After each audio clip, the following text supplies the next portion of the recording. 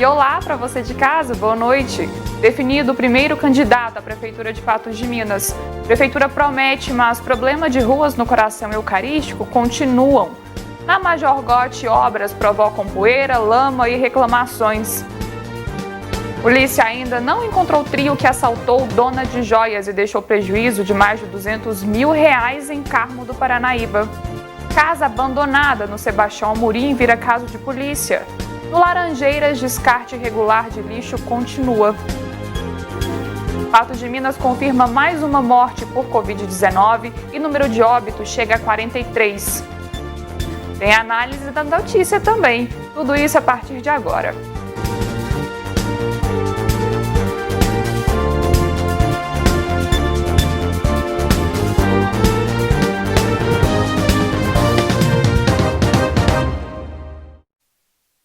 Nos últimos dias, homens com mais de 50 anos caíram em um golpe chamado Sugar Daddy.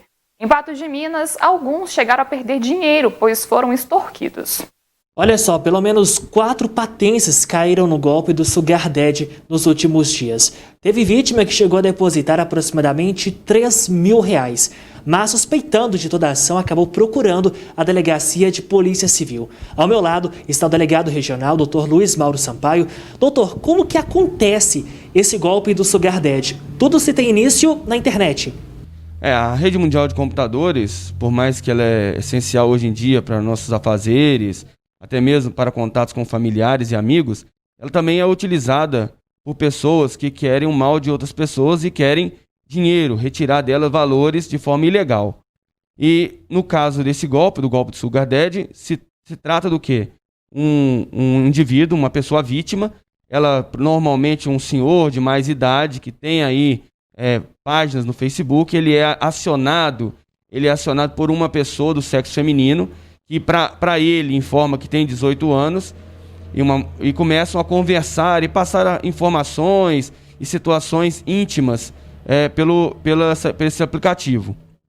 Posteriormente, eles passam para um aplicativo mais individualizado, né, o WhatsApp, e lá continuam trocando informações, trocando situações bem íntimas, como fotografias e vídeos, até chegar a um momento em que uma pessoa do outro lado da linha, né, esse no caso até em outro estado, se passa como pai dessa jovem, dessa menina, e diz que aquela jovem que dizia que tinha 18 anos, na verdade não tem 18 anos, tem menos de 18 anos, e que a vítima, né, o indivíduo, o senhor que está aqui, ele deveria pagar um valor, né, para que o pai, o suposto pai, não fosse à delegacia fazer a denúncia sobre esse crime sexual com menores de idade. Muitas vezes o indivíduo, por nervosismo ou por qualquer outra situação, tende então a efetuar esse primeiro pagamento. No caso específico aqui de Patos, 4 casos já foram averiguados aqui, já estão em investigação, e nesses 4 casos as pessoas chegaram a efetuar pagamentos, chegam aí a R$3 mil para cada pessoa, e posteriormente procurada a delegacia, esse suposto pai que fala sobre essa questão, cobra esse valor, e a pessoa então não deve pagar, né? Busca então a delegacia para fazer o boletim de ocorrência, para que seja analisado o caso.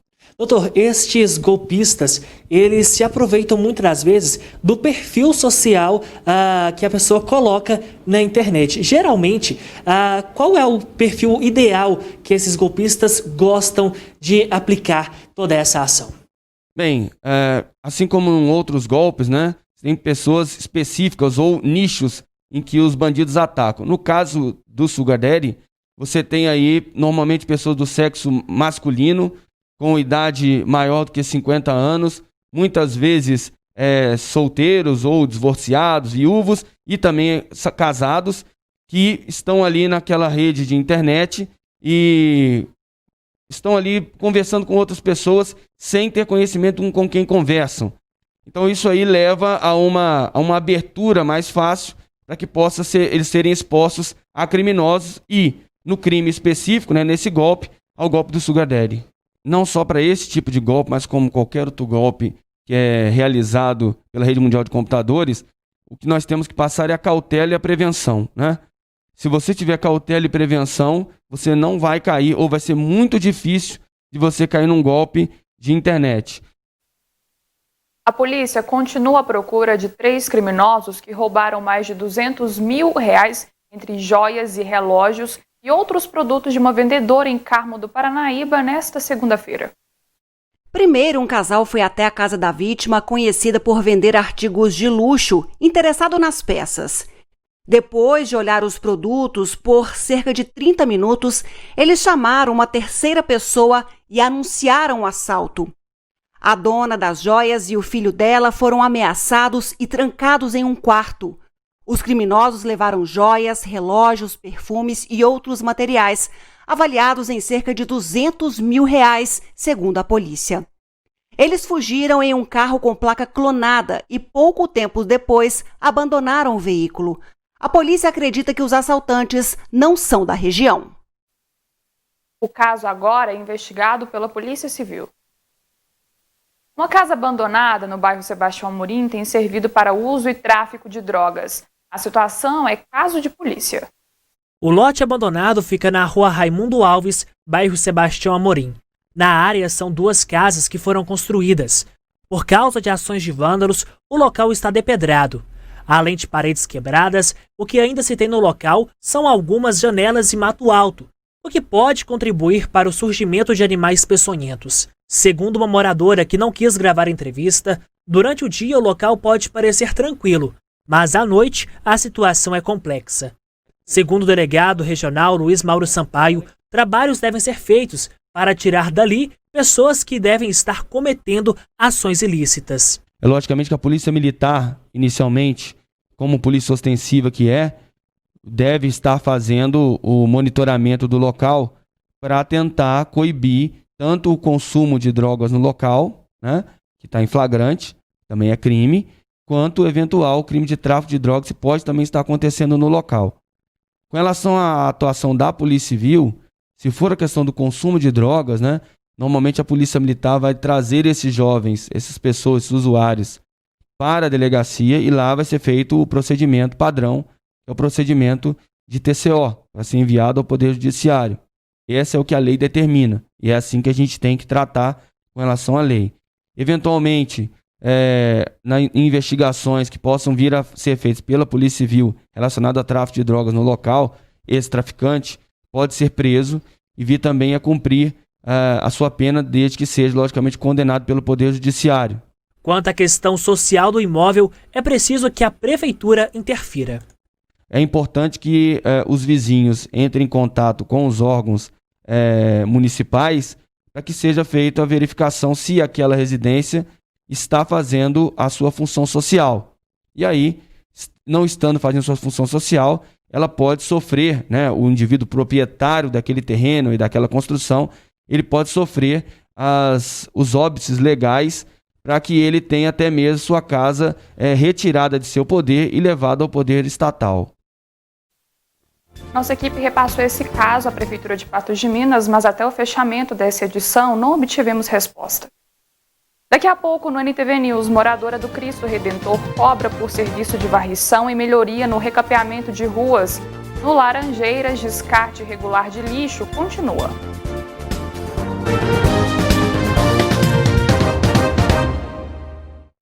Uma moradora do bairro Cristo Redentor cobra o serviço de varrição de rua. Ela também reclama da precariedade do asfalto. A Eliene foi quem procurou a nossa equipe. Segundo ela, há meses não há varredura na rua Lázaro Alves Neto, no bairro Cristo Redentor. Sem iniciativa do poder público, os moradores têm feito o possível para manter o local limpo, por conta própria. Aqui é os próprios moradores que fazem a limpeza. Já tem 3 anos já que não passa nenhum varredor nessa rua aqui. Da esquina de lá até naquela esquina dali nenhum. Além disso, o serviço de tapa-buraco não tem sido eficaz. Atrapalha bastante, porque quem tem carro acaba estragando o carro aqui. Já tem mais de 30 anos que arrumou esse asfalto e até hoje eles não vieram arrumar de novo. Só tapa buraco, dá 1 ou 2 semanas, fura tudo de novo. A mulher conta que já tentou contato com a prefeitura por várias vezes, mas, quando atendem, a resposta não é das melhores. O que se espera é que sejam tomadas as devidas providências e o mais breve possível. Às vezes eles desconversam, falam que vai vir olhar, mas nunca vem. E às vezes eles nem chegam a atender o telefone. A gente tentou até a ouvidoria, mas lá ninguém atende. A gente espera que tenha uma solução para isso daí, porque tem muito morador aqui doente, precisando de sair, não tem jeito de sair, porque é perigoso na rua desse jeito. No bairro Laranjeiras, continua o descarte irregular de lixo. O depósito continua em um ponto diferente, mas na mesma rua que mostramos há meses. Rua Aristeu Caetano de Andrade, aqui no bairro Laranjeiras. Nossa equipe já esteve nesse local por diversas vezes. Vamos relembrar. A gente consegue ver gesso, cimento, até telhas, ó. Telhas que seriam usadas aí nessas residências. Até mesmo pedaços, na verdade, de cerâmica. Mais para frente a gente consegue encontrar aqui até mesmo um sofá. Esse sofá estava aqui já nessa rua, nesse ponto, há algum tempo e alguns dias pessoas passaram por aqui que acabaram ateando fogo nele. Mais entulhos. A gente vê mais para frente alguns pedaços de televisores que foram descartados por aqui também. Mas como aqui nós não desistimos da situação, nós continuamos cobrando dos órgãos responsáveis. A partir daí, nós voltamos aqui nos últimos dias. Só que o que aconteceu? Tiraram o lixo de um lugar e possivelmente levaram para o outro. Olha só. É pedaço de piso, cimento, areia, tijolo, tudo num balde só colocado, descartado por aqui. Além disso, também tem recipiente de onde seria colocado amaciante e por aí vai, ó. Aqui, ó, olha só a quantidade de lixo que foi jogado neste local. Como podemos ver agora, essas imagens são do local onde tudo teria começado. Hoje está bem diferente do que nós encontrávamos nos últimos meses. Está parcialmente limpo. No entanto, ainda conseguimos encontrar alguns materiais, alguns lixos que foram deixados por aqui. A partir daí, seguindo aqui na rua, a gente consegue ver este terreno. Olha só como ele estava antes. Retiraram parte do lixo e trouxeram para cá. Depois de semanas passadas, hoje nós retornamos a esse local. E a situação é essa. O terreno foi limpo.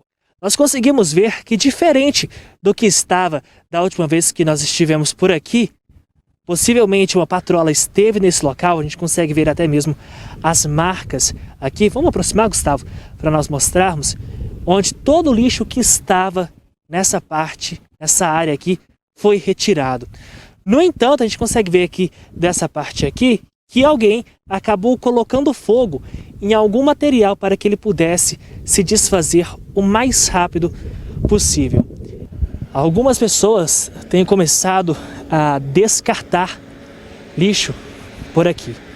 Olha só, a gente consegue ver na mesma rua que pessoas jogaram aqui pedaços de madeira, algumas embalagens e olha só, até fita cassete a gente consegue encontrar aqui, ó. E não é só uma não, tem essa fita cassete, tem essa aqui também, vou mostrar aqui, Gustavo, olha só. Esta aqui, aquela ali do outro lado, tem pedaço de cinto, olha só o cinto que foi deixado aqui. Embalagens de pizza também foi deixada por aqui. E olha, o Natal nem chegou, faltam alguns meses e algumas pessoas descartaram até mesmo decoração de Natal por aqui. Tem fralda de criança e outros materiais que foram deixados por aqui. Agora, a grande pergunta que fica é: por que tiram um problema de um lugar e acabam levando esse problema para outro? Vamos agora a algumas respostas sobre essa matéria no bairro Laranjeiras. Nós não recebemos nenhuma resposta sobre o assunto. Sobre a matéria anterior, que falou sobre a rua Lázaro, a varrição na referida rua é realizada por moradores do projeto Varredores Voluntários. A CEMOP já contratou o responsável na área para averiguar a queixa. Quanto ao asfalto, a demanda foi enviada ao diretor responsável para a inclusão da via no serviço de restauração. Tomara que o serviço, então, seja feito. Na sequência, a gente fala do futebol. No Cruzeiro, chega de lamentar, é hora de ganhar, diz o capitão da equipe. e as ferramentas para tirar os negócios da crise.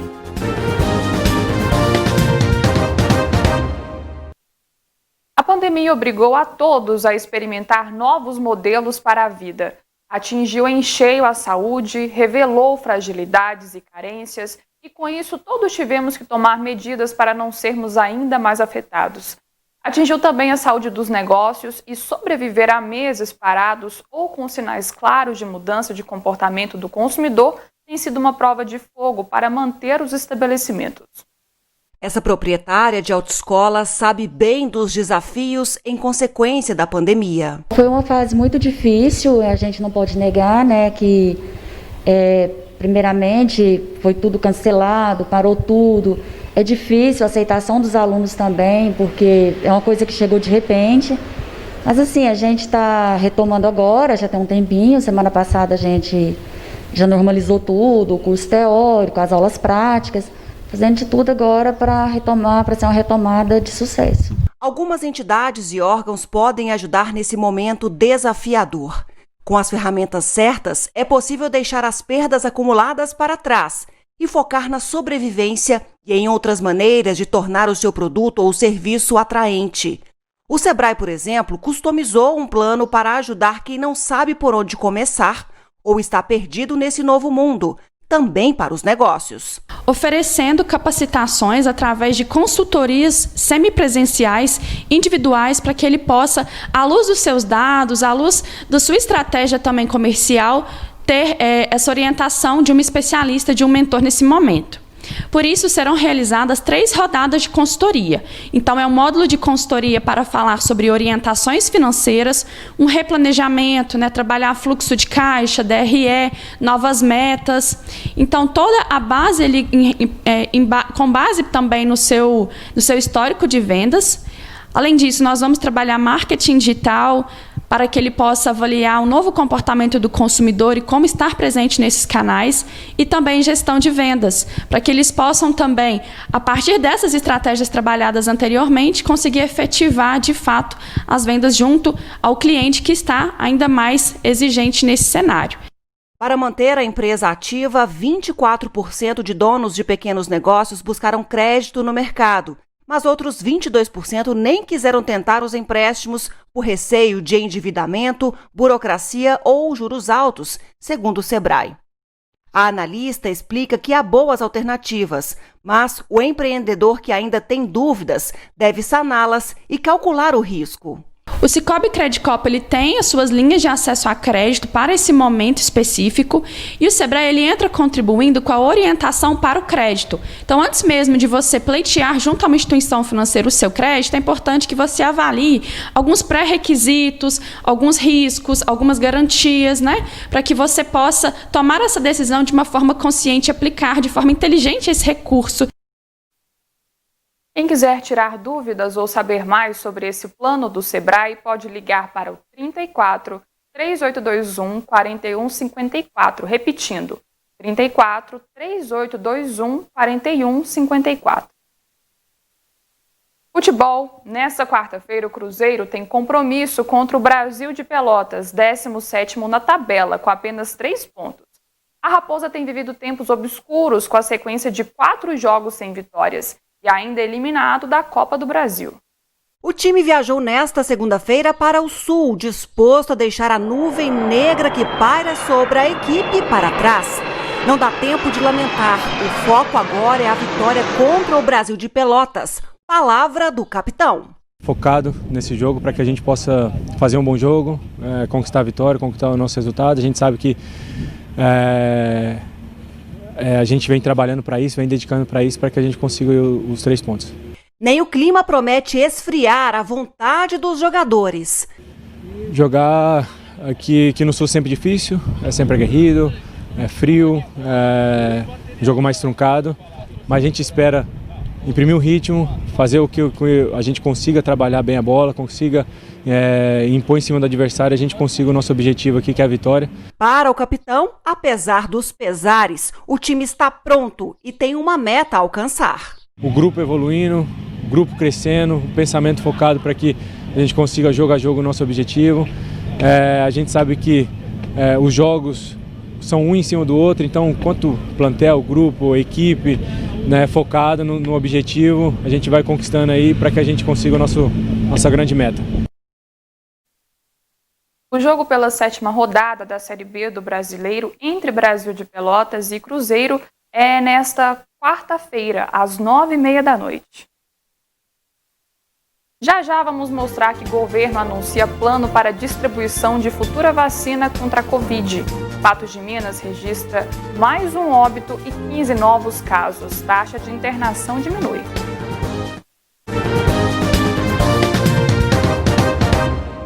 Agora é hora da análise da notícia, hora de comentar as principais notícias de Patos de Minas e região. Para falar comigo, a jornalista Ludmila Bahia. Oi, Ludmila, boa noite, como vai? Oi, Jéssica, pronta aqui para mais um encontro com você e com todos os telespectadores da NTV que nos assistem aí pelo canal 8.1, também pelo nosso site ntv.tv.br, pelas redes sociais, @NTV Patos de Minas. Vamos começar com a notícia de Minas Gerais, com a coletiva, do governo desta terça-feira, falando sobre o enfrentamento à pandemia no estado. O que a gente mais quer é notícia boa, falando sobre o enfrentamento à pandemia, e hoje teve um pronunciamento falando sobre a taxa RT. Primeiro vamos assistir. E esse RT ele tem variado sempre abaixo de 1. Dia 27 de agosto, por exemplo, nós estávamos em 0,95.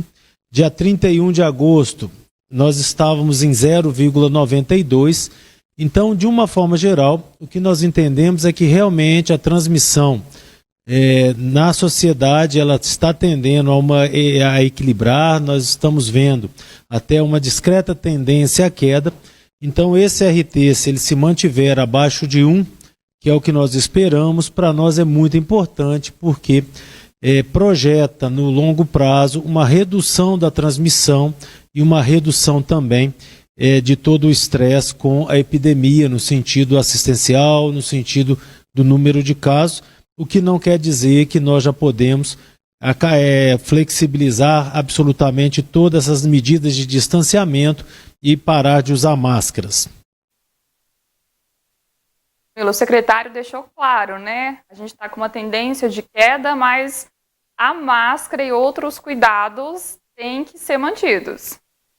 Mais uma vez aquela fala cautelosa, olha, está caindo, temos números a nosso favor, mas ainda não estamos na situação confortável, pois não há uma vacina, não há uma cura para a Covid-19, então até lá nós precisamos de caminhar um passo de cada vez, todo mundo aí, órgãos públicos e a população de mãos dadas, para que a situação continue positiva, para que esse RT, essa taxa de transmissão, continue cada vez menor. Ela ainda hoje apresenta contaminação entre as pessoas, esse RT que o governo fala, mas em uma escala bem menor do que a gente acompanhou em outros momentos, Jéssica. Vamos agora aos dados daqui de Patos de Minas, para a gente ter uma ideia de como que foi de ontem para hoje a relação dos novos casos, saindo de Minas Gerais e trazendo aqui para Patos de Minas. Os últimos dados que nós apresentamos foi ontem, no dia 31 de agosto. Hoje a gente já vira o mês, 1º de setembro. Então vamos lá, os casos tratados ontem eram 1.607, hoje são 1.619. O percentual de cura ontem era 86,72%, hoje é 86,67%. As pessoas que estavam se recuperando em casa ontem eram 182, hoje são 186. Os casos confirmados ontem 1.852 e hoje 1.867. Os casos internados ontem eram 21 pessoas, hoje são 19, sendo que ontem eram 10 em leitos de UTI e hoje são 9 pessoas. Os óbitos confirmados ontem eram 42 e hoje 43. Ludmila, percebe-se que praticamente todos os números tiveram um pequeno aumento, fora a questão dos casos internados.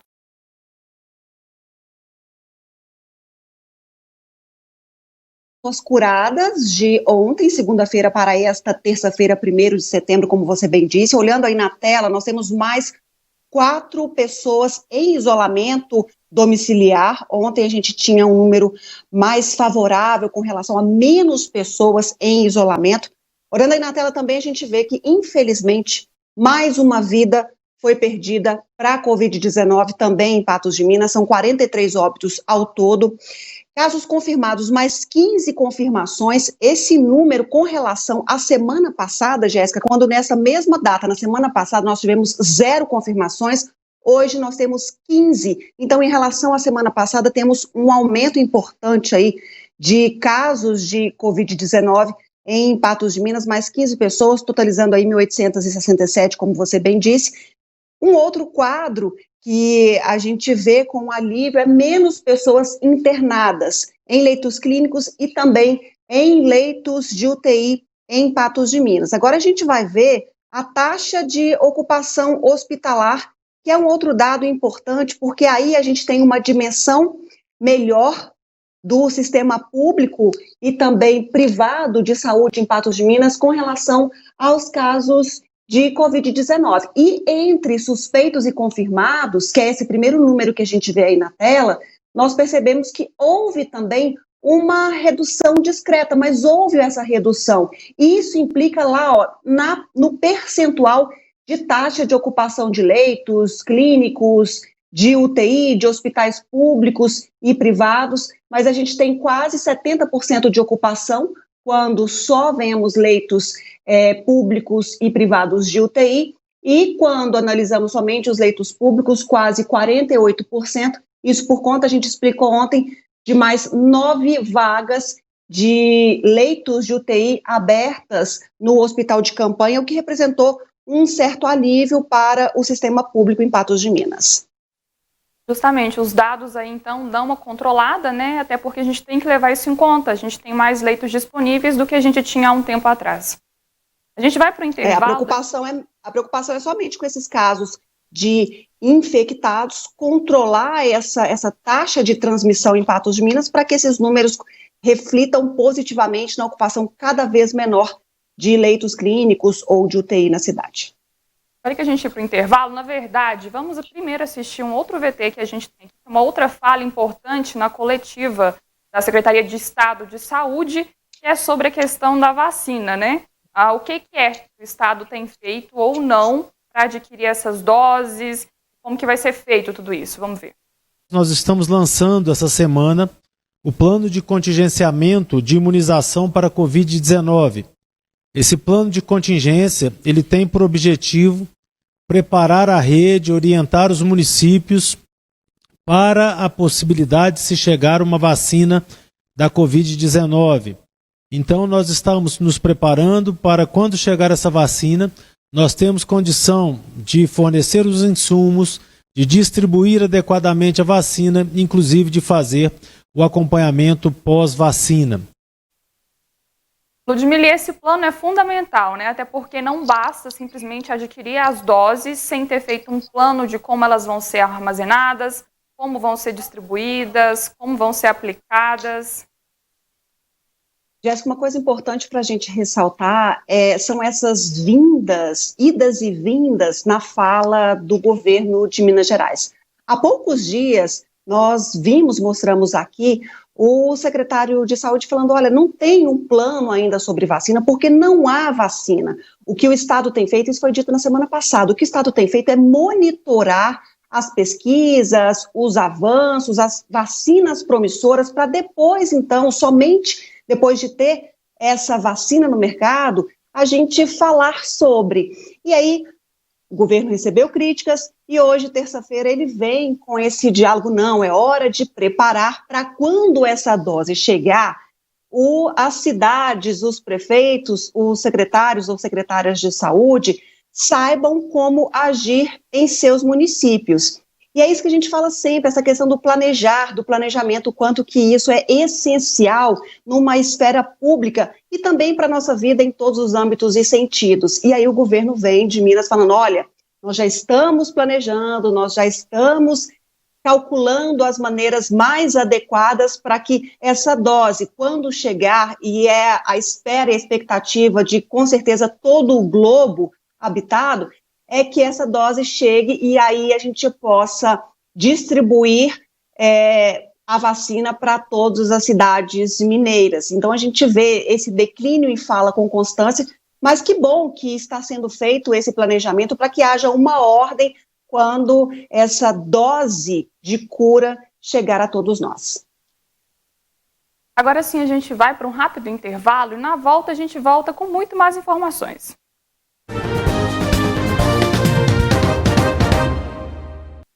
Definido o primeiro candidato à Prefeitura de Patos de Minas, o Luiz Eduardo Falcão, que fala agora com a gente aqui no NTV News, juntamente também com a Ludmila. Falcão, boa noite, tudo bem? Estou ouvindo bem, boa noite. Bom receber você aqui no NTV News, também com essa novidade, né, o primeiro candidato, então, que foi oficialmente, né, divulgado aqui em Patos de Minas. E, Falcão, a primeira Inclusive, pergunta... Jéssica, a gente tem um material que mostra como é que foi a convenção do Podemos nessa segunda-feira em Patos de Minas. Antes da nossa entrevista, desse bate-papo com o candidato a prefeito de Patos de Minas, Luiz Eduardo Falcão, a gente vai ver como é que foi esse momento. Daqui a pouquinho a gente coloca esse material. Primeiro, Luiz, a primeira pergunta é: você tem a sua primeira, né, experiência na política, por ter um pouquinho de inexperiência nesse caso, você acha que isso pode dificultar convencer o eleitor nesse caso? Bom, primeiro, boa noite a todos os telespectadores. A gente agradece bastante a NTV pelo espaço. Entendo que não. Acho que o eleitor está buscando novidade e a experiência que importa nessa questão é a experiência administrativa e a experiência de contribuir com a cidade, algo que eu já faço há 15 anos como voluntário em diversas entidades, como Conselho de Segurança Pública, Associação Comercial, Amparo Maternal e várias outras. E também tenho a minha experiência administrativa de ter criado 2 empresas, uma construtora e um estacionamento. Isso já tem alguns anos. E venho me preparando para esse desafio, estudando políticas públicas, fazendo os cursos necessários, e então eu estou muito tranquilo em relação a isso. E a experiência que eu não tenho é a experiência do conchavo, da negociata. Essa experiência eu não quero ter e acredito que o eleitor também não espera isso de um candidato. Agora sim, Ludmila e Falcão, a gente tem o VT Luiz de ontem, Eduardo. né, da convenção. Vamos ver. Foi confirmado como candidato do Podemos para a Prefeitura de Patos de Minas. O advogado e empresário tem 36 anos, é casado e tem 2 filhos. A candidata a vice-prefeita é Sandra Gomes, presidente do Podemos Mulher de Patos de Minas. Na convenção do partido, também foi definido que o Podemos terá chapa completa para disputar as vagas do Legislativo patense. São 26 candidatos a vereador. Falcão, sobre a questão financeira do município, como você avalia que ela está e algo diferente pode ser feito para tentar melhorar? Olha, entendo que sim.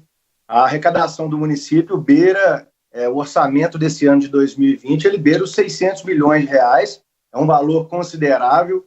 É claro que uma parte do orçamento está carimbada, entre aspas, para saúde, para educação, isso vem constitucionalmente definido, mas eu acredito em um ambiente de negócios mais livre, né, em simplicidade para as pessoas que querem trabalhar, gerar mais empregos e, consequentemente, a arrecadação do município ela também aumenta. E algo que tem faltado muito a Patos nos últimos anos é uma representação política a nível estadual e federal. E isso a gente tem.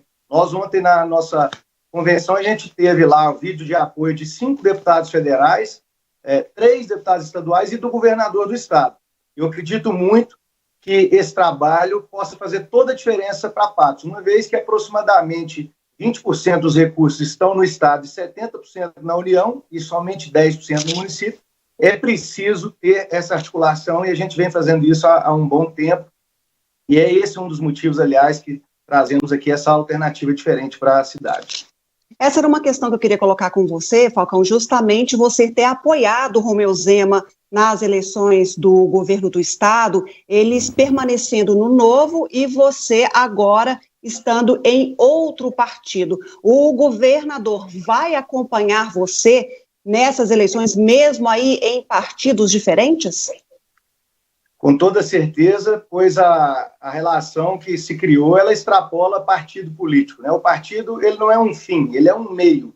O fim é o bem da comunidade, é Patos de Minas, é Minas Gerais, é o Brasil. O problema que houve lá com o Partido Novo foi uma decisão nacional que retirou a possibilidade de candidatura de Uberlândia, de Uberaba, de Patos de Minas e várias outras cidades. O governador de Minas não concordou com isso, mas foi vencido de cima para baixo pela direção nacional do partido. A gente lamenta, mas é página virada. Ontem, no vídeo em que o governador mandou para nossa convenção para ser passado lá, ele apoiou reiteradamente, estará aqui na campanha, e eu acho que isso é muito importante para Patos de Minas.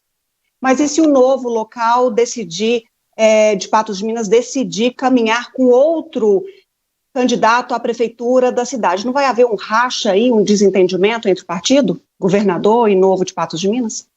Na verdade, o Novo de Patos de Minas, ele foi todo pro Podemos, porque a gente tinha o projeto já sendo construído, né, para as eleições de 2020, e de 250 filiados aproximadamente que a gente tinha, restaram muito poucos, e os que estão lá exatamente para manter um trabalho talvez de médio e longo prazo, mas todos conosco também, e é um projeto que não é meu, é um projeto coletivo, que foi muito bem construído, eu estou apenas representando essas pessoas, e como eu disse, o partido é só um meio, e esse racha não vai existir jamais, isso aí não existe, nós estamos todos unidos pela verdadeira mudança política, a renovação das práticas políticas aqui em Patos. Bom, Falcão, vocês optaram por uma chapa majoritária à Prefeitura de Patos de Minas, puro sangue. Você e a Sandra são do Podemos. Vocês não quiseram negociar apoio com outros partidos ou outros partidos não quiseram negociar com vocês? Bom, a sua pergunta, na própria pergunta já existe a palavra que é o que a gente não quer. Essa questão de negociar, é lógico que tem dois lados, né? Existe o lado positivo da negociação, que é um apoio republicano, com bons propósitos para a cidade, mas negociar cargos, trocar cargo por apoio, esse tipo de composição, nós não acreditamos nisso. Por isso é que a gente está lançando uma chapa puro sangue. Porém, existem partidos que vão caminhar conosco nas eleições, já firmaram o apoio. Eu posso citar aqui o exemplo do PL, né, presidido pelo Coronel Elias, pelo bem da cidade, sem pedir algo em troca. Agora, nós estamos abertos a conversar com todos os partidos, desde que não exista esse fatiamento da prefeitura. Eu vou te apoiar se você me der essa secretaria, esse cargo. Isso aí nós não vamos fazer, porque nós não entendemos que a estrutura do Executivo Municipal serve a esse tipo de interesses. Eu respeito quem faz dessa maneira, mas nós estamos propondo algo diferente. Pessoas técnicas nos cargos de secretaria, de diretoria, e não indicados políticos. O povo é que vai decidir qual o caminho que quer seguir, e nós estamos indo assim, muito tranquilo com essa convicção. Então, o senhor acredita que quando há apoio de outros partidos, necessariamente tem que ter essa negociação ou essa fatia ou essa distribuição de cargos para convencer outros partidos a apoiarem uma candidatura? Não necessariamente, como eu acabei de citar o exemplo do PL, que está vindo caminhar conosco sem qualquer tipo de exigência nesse sentido. Nós vamos construir coletivamente, ouvindo todos. Tem uma sugestão para alguma questão, algum cargo? Vamos ouvir todo mundo. Agora, esse negócio de porteira fechada, de carta marcada, a secretaria tal, eu que vou indicar, a diretoria tal já é do partido tal. Dessa maneira, você vai para a prefeitura de pés e mãos amarrados, cheio de compromissos que vão engessar o trabalho. Então, é isso que prejudica na nossa avaliação.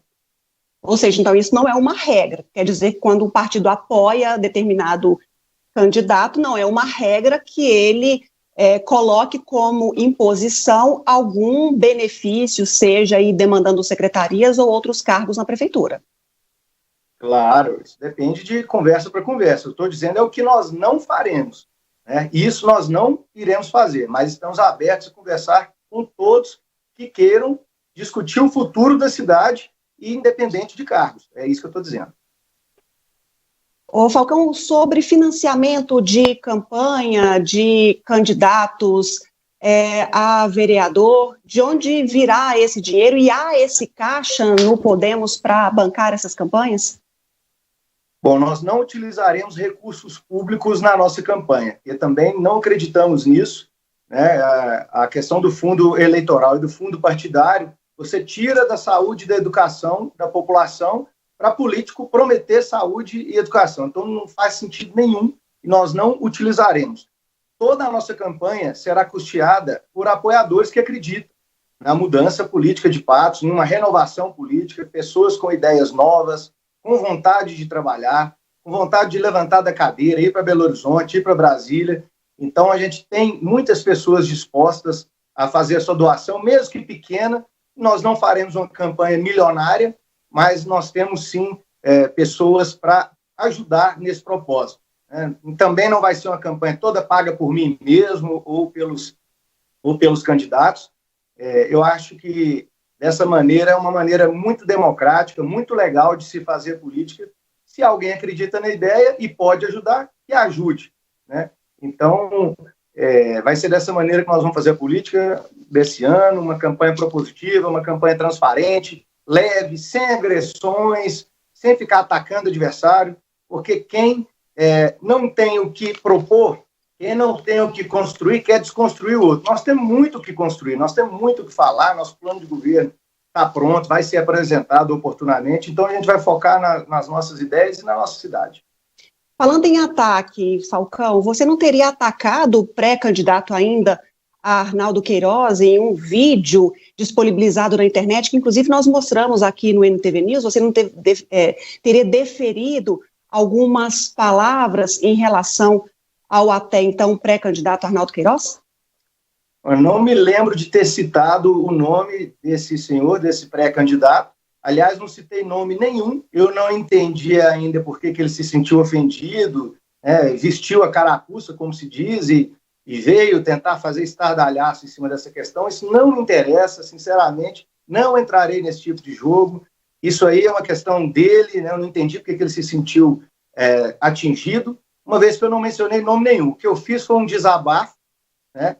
Porque todos os apoios que nós estávamos fechando naquela altura da pré-campanha, e isso ainda está acontecendo, inclusive, algumas pessoas procuram, né, essas pessoas e fazem algumas ameaças. Não é ameaça de morte, não, mas é ameaça de prejudicar futuramente. Todo mundo sabe que isso acontece, sabe? E quem tem que tomar as providências são essas pessoas que estão sendo ofendidas. Eu estou no meu direito constitucional de desabafar, de falar, não estou imputando crime a ninguém, estou muito tranquilo e não vou responder vídeo de ninguém, né? Não mencionei o nome de ninguém e, como eu disse, não me interessa esse tipo de jogo, me interessa discutir a cidade. Tá certo, a gente agradece a sua participação ao vivo aqui nesta edição do NTV News, Luiz Eduardo Falcão, que então é o primeiro candidato oficializado em convenção partidária à Prefeitura de Patos de Minas. Boa noite, candidato, e a gente se encontra em outros momentos para novas entrevistas e, quem sabe, debates também. Vai ser um prazer, eu espero a oportunidade dos debates, inclusive, acho que é muito construtivo para a população, e obrigado à NTV, toda a equipe, e uma boa noite aos telespectadores. Boa noite. A gente vai girar um pouquinho o assunto agora, mas ainda falando sobre Patos de Minas. É que a Rua Major Gotti tem sido motivo de transtornos para muitas pessoas. As principais reclamações são sobre a poeira e a lama. Pelas ruas de Patos de Minas, muitos motoristas estão cansados com tanta sujeira que a obra de recapeamento da via causa. De pouco a pouco, alguns vão se acostumando e têm mais paciência no trânsito. Entendem que a obra trará benefícios. Atrasa um pouco, sim. Só que, para melhorar, né? A gente tem que dar a mão a torcer também, o braço a torcer, né? Senão não melhora. É um benefício para todos, então temos que ter compreensão sobre isso aqui. Para o Roger, que mora em Vazante, a obra tem causado confusão no trânsito. Principalmente porque em muitos locais não há sinalização nem fiscais de trânsito para fazer a orientação segura. A gente fica vendido. Como você diz, a gente que não conhece aqui, geralmente tem que ter mais sinalização, né? Umas pessoas assim, tipo uns guardas, para estar informando mais, né? Qual rua que pode entrar, qual que não pode, qual que tá em reforma, qual que não tá. Senão a gente se perde. Eu mesmo dei um vacilo ali atrás por não saber, né? Falta de informação ali por placa. Mas como se diz, reforma tem que fazer, né? Mas só que da próxima vez eles têm que estar divulgando mais. E é pensando na dificuldade desse vazantino e outras pessoas que transitam aqui em Patos de Minas, principalmente na Major Gotti, a via mais movimentada de Patos de Minas, que a nossa reportagem vai fazer algumas orientações importantes nessa época de reforma. Por exemplo, se você passa aqui pela Major Gotti, do início até o final dela, deve prestar bastante atenção nas reformas que estão acontecendo. Por exemplo, próximo à Praça Champanhar, em frente a uma farmácia, como você vê nas imagens, há a construção de uma rede pluvial, uma reforma que está acontecendo. Logo acima da Praça Champanhar, em frente na rotatória que fica em frente ao Parque de Exposições em Patos de Minas, também há outra obra de rede pluvial acontecendo. No vídeo, bem rapidinho, eu vou explicar como funciona para você chegar até o outro lado e conseguir acessar o bairro Caiçaras. É só seguir a Avenida Marabá, fazer a primeira rotatória, descer novamente e você já consegue acessar novamente a Major Gotti e outros bairros aqui na cidade de Patos de Minas. Mesmo com toda essa dificuldade, tem gente que acredita que a obra que acontece na Rua Major Gotti, além de dificultar o trânsito, não deveria acontecer nesse momento, já que existem outras vias na cidade precisando mais de atenção. Tem outros lugares que precisam mais do que a própria Major Gotti. Bairros, por exemplo, com buracos, que tem prioridade do que a Major Gotti que não tinha buracos. Então, Ludmila, a situação divide opiniões, né? Mas é fato que os transtornos realmente acontecem, tem muita poeira, quem deixa o carro estacionado aqui ao longo do dia consegue tirar prova viva e até mesmo os estabelecimentos, né? Que tem que fazer limpezas várias vezes ao dia. É uma obra que começou em toda a extensão da Major Gotti, em vários pontos encontramos muitos problemas. É aquela questão que nós já falamos aqui, algumas pessoas também colocaram isso, de fazendo por partes ou fazer um serviço que tenha um empenho maior em horários diferentes, trabalhando também aos finais de semana, para que tenha uma data final. E a prefeitura ainda não tem essa data final, mesmo porque a gente sabe quando inicia uma obra, na casa da gente mesmo, que seja uma obra pequenininha, a gente pode encontrar diversos problemas, e isso pode atrasar e muito. Então, esses são alguns questionamentos. É uma obra que é bem-vinda, mas como essa moradora de Patos de Minas também coloca, outros bairros requerem um cuidado também e uma atenção como a demandada na Major Gotti, e aí a gente precisa de um prazo final até mesmo para se organizar diante a todos esses transtornos que uma obra provoca, ainda mais na principal rua da cidade. Agora a gente volta a falar sobre a situação no bairro Coração Eucarístico. A gente mostrou a situação há algum tempo, há alguns dias, e a nossa equipe voltou até o local para saber se alguma coisa foi feita. Dia 22 de agosto, vários moradores foram para o meio da rua para cobrar uma resposta da prefeitura. Eles reclamam das péssimas condições das ruas do bairro, que estão cheias de buracos. Quando não é poeira, é lama. Quando é tempo de sol, é a poeira que... Vou te falar, não dá nem andar direito aí, sabe? Eu mesma sou asmática, eu uso medicamento para asma. Isso aqui, na época de calor, você não tem noção da poeira que é aqui. Então, isso está atrapalhando em todos os sentidos. Fácil demais de acontecer um acidente. A saúde da gente já não é boa, ainda piora ainda mais. Após a reclamação dos moradores aqui do bairro Coração Eucarístico, em Patos de Minas, a nossa reportagem entrou em contato com a prefeitura, que disse, através da assessoria de comunicação, que uma equipe de tapa-buracos estaria realizando um trabalho aqui no bairro Sorriso, que fica ao lado, e que logo em seguida, nesta semana, viria até a rua Antônio Dias Filho, aqui no bairro Coração Eucarístico, para analisar a viabilidade de arrumar a via. Só que, segundo os moradores, ninguém da prefeitura veio aqui até agora. Pelo menos que eles saibam, porque os moradores estão vigilantes o tempo todo. E ninguém da prefeitura veio dar satisfações sobre quando a obra de melhoramento da via vai começar. Não, não veio ninguém. Que eu vi, não. E eu tô afastada do meu trabalho porque eu sou asmática e não apareceu ninguém, não vi ninguém diferente olhando a rua. Nada nesse sentido, não. Eu não sei disso, não. Até agora não veio ninguém aqui, não. Eu já vi isso passar aqui, mas conversar com alguém sobre a rua, não. Seu Elesi conta que até já foi atacado por um bode que ficava solto nas ruas do bairro. O bode convivia, entrava dentro da minha casa lá toda hora, então eu acostumado com isso, entendeu? Eu nunca esperava um bode me pegar, porque eu lidei com cabrito a vida toda. Eu fui criado com leite de cabrito, a minha menina foi criada, nunca teve esse problema. Eu tranquei o portão lá de tarde, quando eu virei as costas, o bode me atacou, foi só isso. Então, Ludmila, a nova resposta que a gente tem hoje sobre esse assunto é que o secretário de Obras iria hoje à tarde lá no local para averiguar a situação.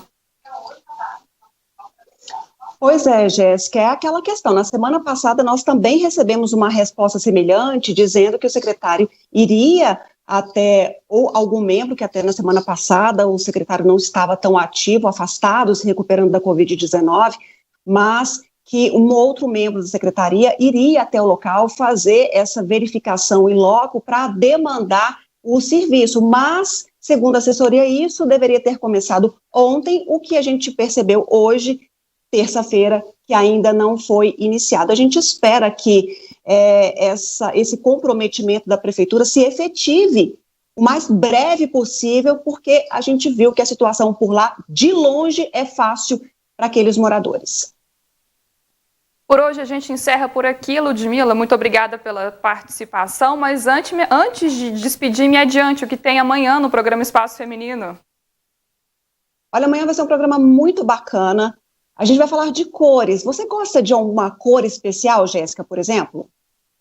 Não entendi. Repete, por favor. Você gosta de alguma cor específica? Tem uma cor, uma cartela de cores especiais no seu guarda-roupa? Eu tenho um problema, que quase tudo que eu escolho de cores claras e sempre puxando para o nude. Eu acho que é um erro que eu tenho. Será que é um erro? Ou será que é a cor certa para você? Essa é algumas das perguntas que vamos responder amanhã com uma especialista que vai dar várias dicas. Porque você já percebeu que, às vezes, você está com uma roupa e você recebe um elogio sem ter feito nada de especial no cabelo ou na maquiagem, mas simplesmente porque aquela cor te favorece. E a gente vai falar quais as cores favorecem alguns biotipos e tudo mais, dicas amanhã imperdíveis no programa Espaço Feminino. E também a gente vai conversar com um psiquiatra que está no sul do país, ele que escreveu um manual para a gente ficar bem longe de qualquer doença psiquiátrica, e ele vai dar dicas práticas de como que a gente pode ficar livre de qualquer situação, de qualquer problema que nos angustie nesse momento especificamente de pandemia, mas na vida. Então, amanhã, ao vivo, aqui pela NTV, a gente se encontra no programa Espaço Feminino a partir das 18 horas. Ludmila, e também antes de encerrar, os nossos sentimentos ao colaborador também da NTV, o seu Jair. Trabalhou muito tempo conosco, né? Uma pessoa muito boa que infelizmente veio a falecer nessa quarta-feira. A gente recebeu essa notícia logo pela manhã e para mim e para todos nós colaboradores da NTV foi com pesar muito grande, com uma dor no coração, porque ao longo desses 20 e tantos anos de NTV, dessa minha vinda e retomada à direção da emissora há 18 anos, ele, dentro da casa, era a última pessoa praticamente que eu dava o meu boa noite. Então, o meu boa noite hoje especial é para o seu Jair, de onde ele estiver. Boa noite.